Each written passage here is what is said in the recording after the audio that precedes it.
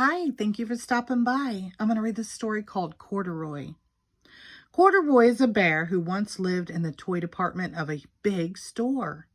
Day after day, he waited with all the other animals and dolls for somebody to come along and take him home.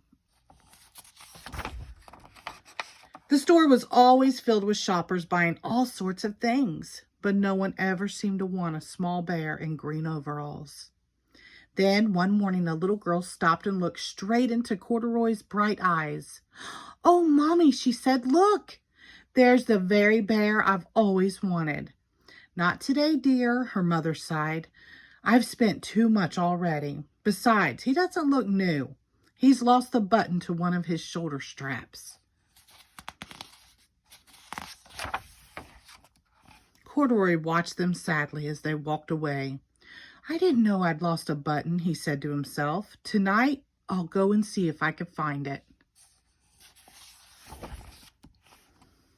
Late that evening, when all the shoppers had gone and the doors were shut and locked, Corduroy climbed carefully down from his shelf and began searching everywhere on the floor for his lost button. Suddenly, he felt the floor moving under him. Quite by accident, he had stepped onto an escalator, and up he went. Could this be a mountain, he wondered? "I think I've always wanted to climb a mountain." He stepped off the escalator as it reached the next floor, and there, before his eyes, was a most amazing sight. Tables and chairs and lamps and sofas and rows of beds. "This must be a palace," Corduroy gasped. "I guess I've always wanted to live in a palace." He wandered around admiring the furniture. "This must be a bed," he said. "I've always wanted to sleep in a bed." And up he crawled onto a large, thick mattress. All at once he saw something small and round. "Why, here's my button," he cried. And he tried to pick it up, but like all the other buttons on the mattress, it was tied down tight.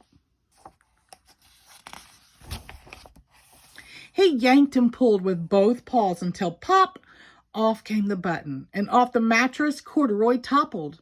Bang! Into a tall floor lamp. Over it fell with a crash. Corduroy didn't know it, but there was someone else awake in the store. The night watchman was going his rounds on the floor above. When he heard the crash, he came dashing down the escalator.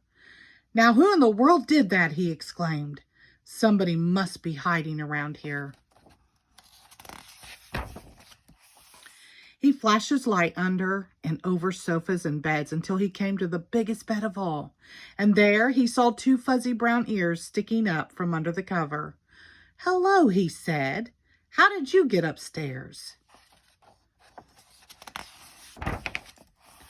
The watchman tucked Corduroy under his arm and carried him down the escalator and set him on the shelf in the toy department with the other animals and dolls.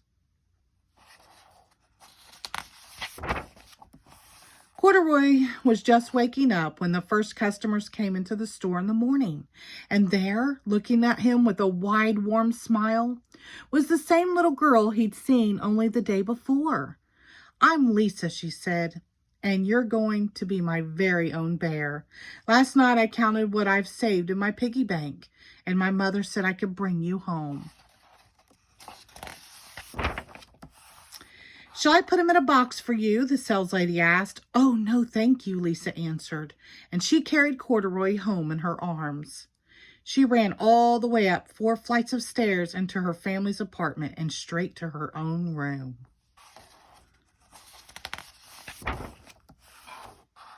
Corduroy blinked. There was a chair and a chest of drawers, and alongside a girl-sized bed stood a little bed just the right size for him. The room was small, nothing like that enormous palace in the department store. "This must be home," he said.